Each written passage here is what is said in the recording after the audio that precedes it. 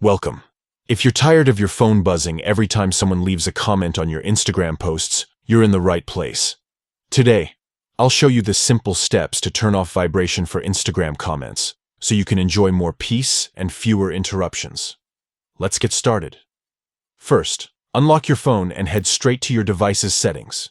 This is where you control all the apps and notifications on your phone.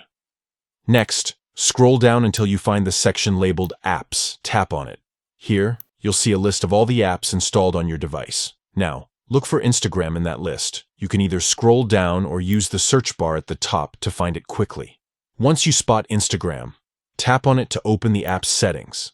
Inside the Instagram app settings, you'll see an option called Notifications.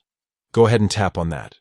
This is where you can manage all the different types of notifications Instagram sends to your phone. Now, look for a section called Notification Categories. Tap on it, and you'll see a breakdown of all the different notifications Instagram can send, like likes, direct messages, and comments. Find the category labeled Comments.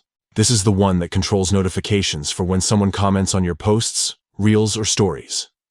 Tap on Comments to open its settings. Here's the important part.